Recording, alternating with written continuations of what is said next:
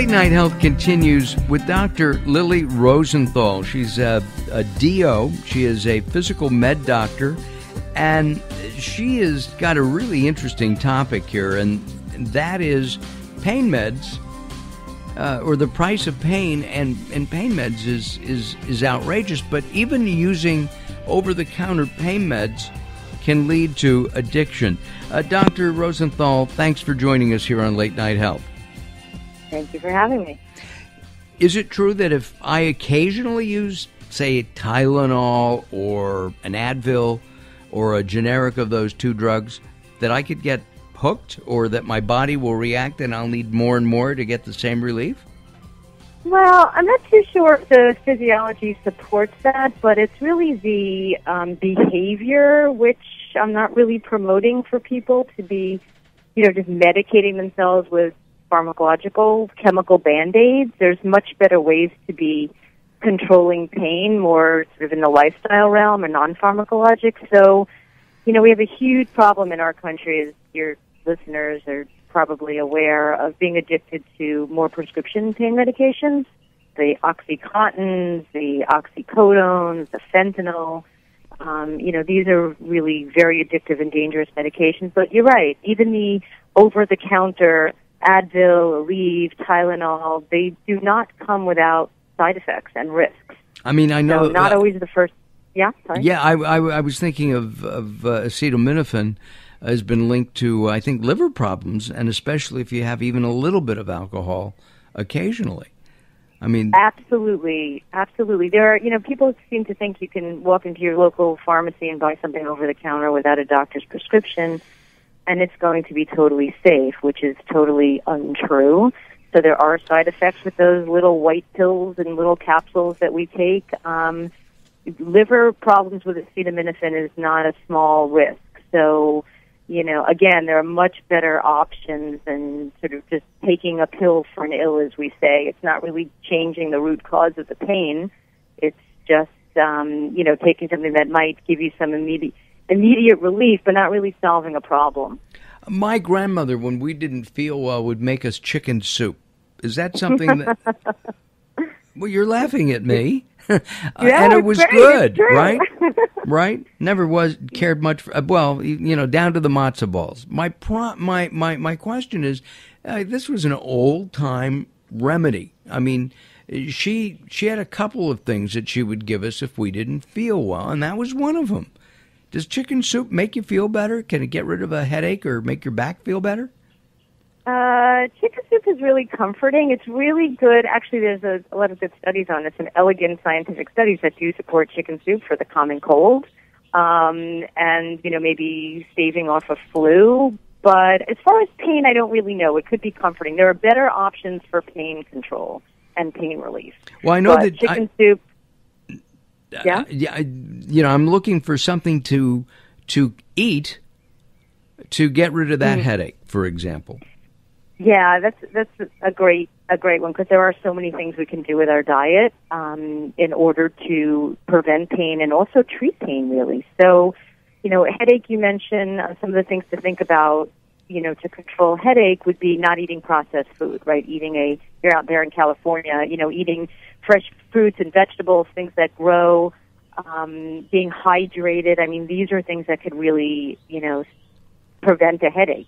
Also, a lot of things that I see, because I treat pain, mostly musculoskeletal pain, there are things that I recommend muscle pain, which I see a ton of, which are nuts, flax seeds, leafy green vegetables. These actually are very high in magnesium, which could help with muscle pain. And muscle pain, by the way, is actually a root cause of headache. A lot of people don't really think about that because the muscles in our neck are sort of undernourished. So eating the right foods can definitely help alleviate our pain. And it's also the muscle pain in necks.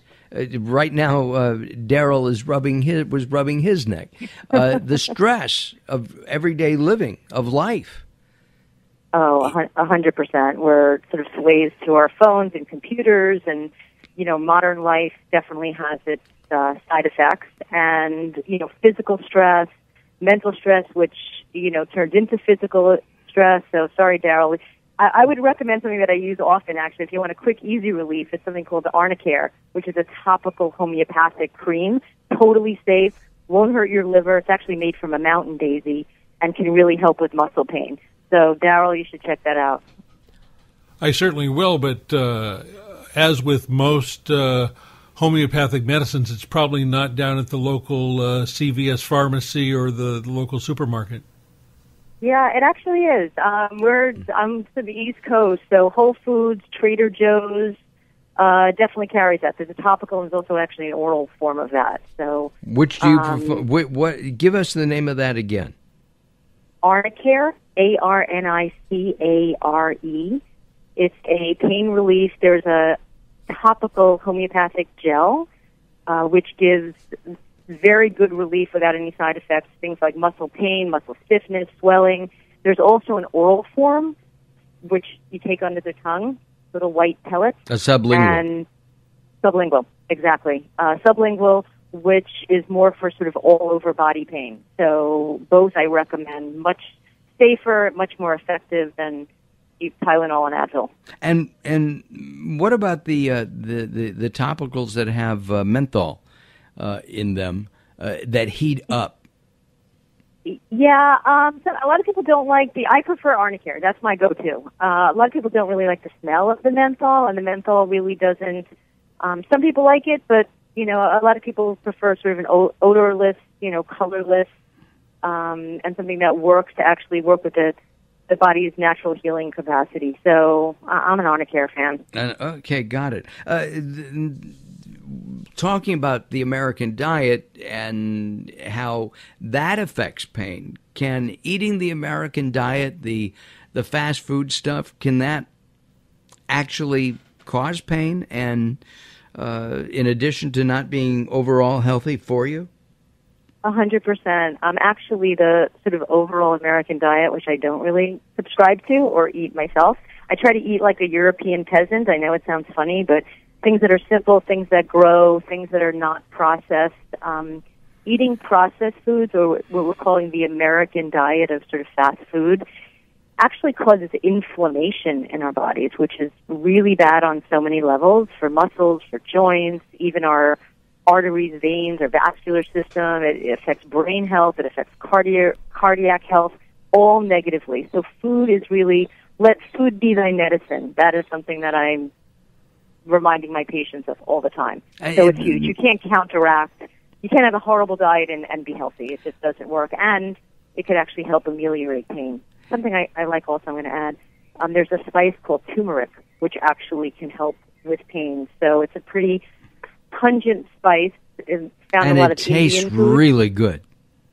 It tastes really good. Some people like it. It's pretty polarized spice, but it's really, really good for keeping inflammation down in the body. So I'm glad you like it. Yeah, no, I really love it. Is it as effective in a pill as it is sprinkling it on your cauliflower in an Indian restaurant?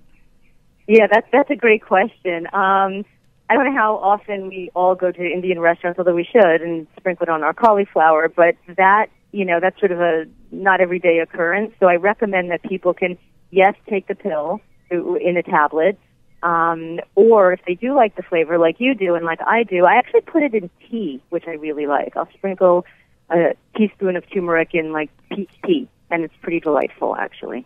What kind of tea? I'm trying to get a taste sensation going here in my mouth. I mean, just any kind of tea? Green tea? Green tea would be great. Lots of antioxidants. Some people don't know that green tea has some caffeine, so if you're having trouble sleeping, maybe not green tea at night. But sure, green tea and turmeric. I like it with I like spicy tea. So even just a chai tea bag, add a little bit of turmeric. Also hibiscus tea. I've been putting it in hibiscus with a little bit of honey. I wouldn't call that spicy. I would call that odoriferous. Hibiscus tea. You're the boss. Got we'll it.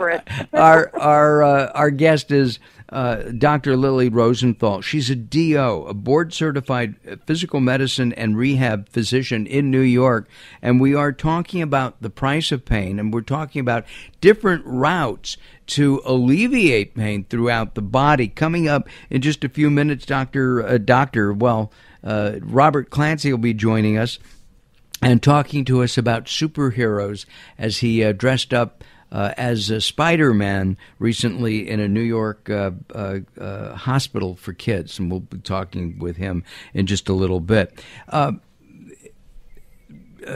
Doctors of DOs have a little bit different training than MDs, but they're pretty much they become pretty much the same over the years. You have an alternative point of view, do you not? I do. I don't really know why I do, because I think I just practice good, sensible medicine. DOs have a bit of a different philosophy, and they are indeed parallel forms of training. So there are MD institutions for medical school as well as DOs. And we, as DOs, we really subscribe to that the body has natural healing capacities.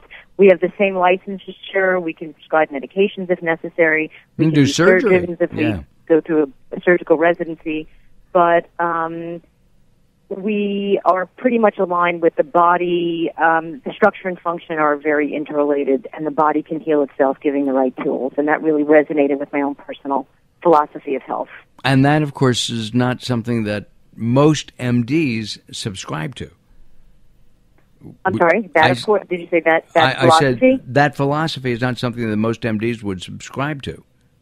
It's changing. It's pretty individual. I would say yes. I think there is some change coming down the horizon, because we're realizing, right, all these procedures and medications that we're prescribing, maybe we should really respect the body a little bit more and do things to get to the root cause of what's going on, rather than just throw Band-Aids at things, which has been sort of, unfortunately, the way Western medicine has been practiced lately.